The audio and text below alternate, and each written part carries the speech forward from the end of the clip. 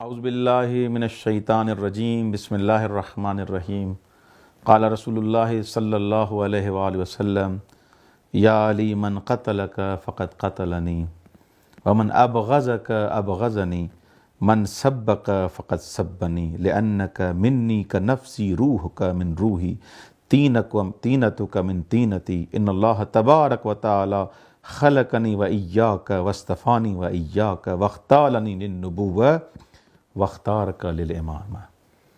امیر المومنین کو رسول خدا شہادت کی خبر دینے کے بعد، عاقبت بالخیر کی خبر دینے کے بعد فرماتے ہیں یا علی، جس نے تجھے قتل کیا اس نے مجھے قتل کیا۔ اے علی، جس نے تمہیں ناسزا لفظ کہے اس نے مجھے کہے۔ جس نے تم علی کے ساتھ بغض رکھا اس نے میرے ساتھ بغض رکھا۔ اے علی، روحک من روحی، اللہ اکبر، تیری روح میری روح ہے، تیری جان میری جان ہے۔ اے علی، آگے فرماتے ہیں اللہ نے تمہیں مجھے انتخاب کیا نبوت کے لیے، واختارک للامامہ، اور تمہیں انتخاب کیا امامت کے لیے۔ ومن انکر امامتک فقد انکر نبوتی۔ اے علی، تمہاری امامت کا جس نے انکار کیا اس نے میری نبوت کا انکار کر دیا۔ مولا علی بن ابی طالب کے رسول خدا در واقع اس خطبہ شعبانیہ میں ماہ مبارک رمضان میں فضائل پڑھ رہے ہیں۔ اے علی، تمہارے فضائل لا تحصا، جن کو کوئی شمار نہیں کر سکتا۔ من ذکر فضیلتا من فضائلہ مقرا بها غفر اللہ لہ ما تقدم من ذنبہ وما تاخر۔ علی کے فضائل اگر کوئی انسان پڑھے تو اگر ان کا اقرار بھی کرے، ایک فضیلت، زیادہ نہیں، ایک فضیلت پڑھے، اس کا اقرار بھی کرے، اللہ اس کے پچھلے گناہ بھی معاف کر دے گا، اگلے گناہ بھی معاف کر دے گا۔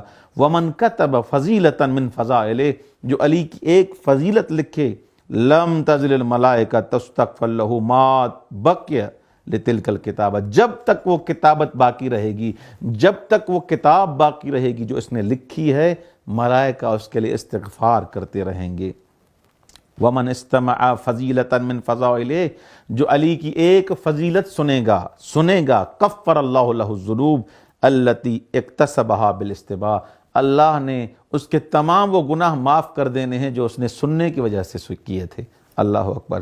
ومن نظر الی کتاب من فضائل کفر اللہ لہ الذنوب التی اکتسبہا بالنظر، جو علی کے فضائل پڑھتا ہے اللہ اس کی آنکھوں کے گناہ معاف کر دیتا ہے۔ علی کی شخصیت جس کا ذکر انسان کے تمام گناہوں کو معاف کر دیتا ہے، اور رسول خدا فرماتے ہیں من احب ان ینظر الی آدم فی علمہ و الی نوح فی تقویٰ و ابراہیم فی حلمہ و الی موسیٰ فی عبادتہ فلینظر الی علی بن ابی طالب علیہ السلام، جو چاہتا ہے کہ آدم کا علم دیکھے، نوح کی تقویٰ دیکھے، ابراہیم کا علم دیکھے، موسیٰ کی عبادت کو دیکھنا چاہتا ہے، فلینظر الی علی بن ابی طالب، اس کو چاہیے کہ یہ تمام صفات، تمام مقامات، تمام امتیازات علی بن ابی طالب میں موجود ہیں۔ علی نفس پیغمبر ہیں۔ کسی نے پوچھا انک تحب علی، یا رسول اللہ آپ علی سے محبت کرتے ہیں؟ او ما علمت ان علی منی وانا منہ، تمہیں پتہ نہیں ہے کہ علی مجھ سے ہے میں علی سے ہوں؟ علی سے تو خدا محبت کرتا ہے۔ اللہ اکبر۔ علی منی مثل رأسی من بدنی، علی کی نسبت میرے ساتھ ایسے ہے جیسے سر کی بدن کے ساتھ نسبت ہے۔ اللہ اکبر۔ علی بن ابی طالب کا علم، علی بن ابی طالب کی حکمت، کئی فرامین موجود ہیں۔ جو انسان علی بن ابی طالب کی اطاعت کرتا ہے اس نے رسول کی اطاعت کی، جس نے علی بن ابی طالب علیہ السلام کی توہین کی اس نے رسول خدا کی توہین کی، جس نے علی بن ابی طالب کی امامت کا انکار کیا اس نے رسول خدا کی نبوت کا انکار کیا۔ ایک نہیں، کئی بار سوال کیے گئے ہیں۔ اگر انسان ان روایات کا مطالعہ کرے تو اللہ تبارک و تعالی، رسول خدا نے حکم دیا ہے کہ اہل بیت علیہ السلام کے ساتھ محبت کریں۔ یا علی، تمہیں کوئی نہیں جانتا سوائے میرے اور خدا کے۔ معرفت علی، مقام علی ان احادیث سے واضح ہے۔ اگر انسان سچے دل کے ساتھ اہل بیت علیہ السلام کو پہچانے، اہل بیت علیہ السلام کے دروازے پر آئے، یہ مقام ایسا ہے کہ انسان خاضع بن جاتا ہے۔ علی کے فضائل سنے ہو ہی نہیں سکتا کہ وہ انسان علی کا عاشق نہ بنے۔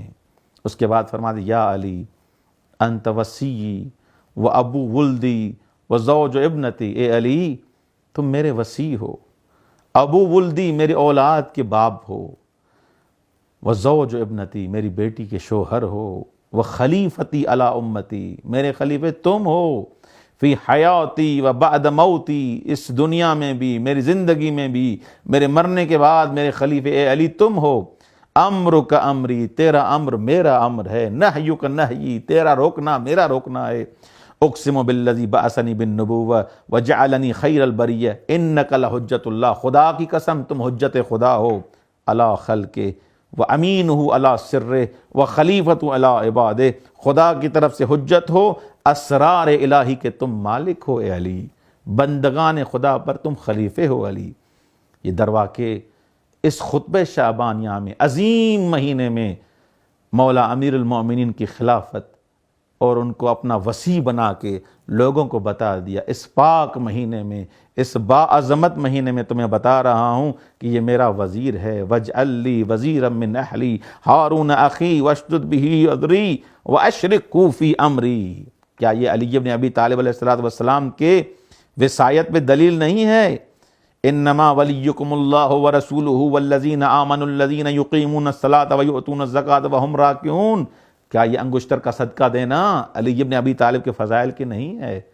بہرحال ان فضائل کو دیکھنے کے لیے، ان فضائل کو سننے کے لیے، ان فضائل کو سمجھنے کے لیے ایک نورانی دل کی ضرورت ہے، ایک ایسا قلب ہو جو علی کے فضائل سنے۔ جس قلب میں، جس دل میں بیماری ہوگی، جو دل مریض ہوگا، بیمار ہوگا، جس کی آنکھیں مریض ہوگی، نہ علی کے فضائل دیکھ سکے گا، نہ علی کے فضائل سن سکے گا، نہ علی کے فضائل سمجھ سکے گا۔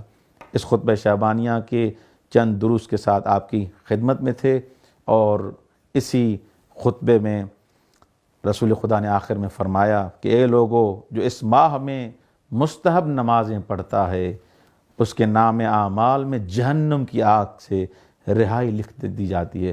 پھر یہ بہرحال مفصل طریقہ کار ہے، وہ چیزیں بتائی گئی ہیں۔ کوشش کی گئی کہ اس خطبہ شعبانیہ میں جو مین پوائنٹیں ہیں، جو محوریت والے موضوعات تھے، ان کے بارے میں کچھ وضاحت دی جائے۔ خداوند منان سے دعا ہے کہ خدا نے زندگی دی کہ اس عظیم مہینے کی برکتوں سے، اس کے فضائل سے، اس کے فیوزات سے ہم سب فیض حاصل کریں۔ آپ سب مل کے میرے لیے بھی دعا کیجیے گا، اس ادارے کے لیے، نور الولایہ کے لیے، شیعہ ٹی وی کے لیے، ان سب کے لیے دعا کیجیے گا، کیونکہ بالآخر یہ بھی دوست زحمت کر رہے ہیں، کوشش کر رہے ہیں تاکہ آپ تک یہ پروگرام پہنچائیں، آپ تک یہ بیانات پہنچائیں، یہ معارف اہل بیت پہنچائیں۔ آپ سب کی خدمت میں گزارش ہے کہ ان کے لیے بھی دعا کریں، اور سب سے بڑی دعا امام زمانہ عجل اللہ فرجہ شریف کی تعجیل فرج ظہور کے لیے ضرور دعا مانگیں۔ خداوند منان سے دعا ہے کہ ہمیں سیرت اہل بیت علیہ السلام پہ چلنے کی توفیق عنایت فرمائے۔ والسلام علیکم ورحمۃ اللہ وبرکاتہ۔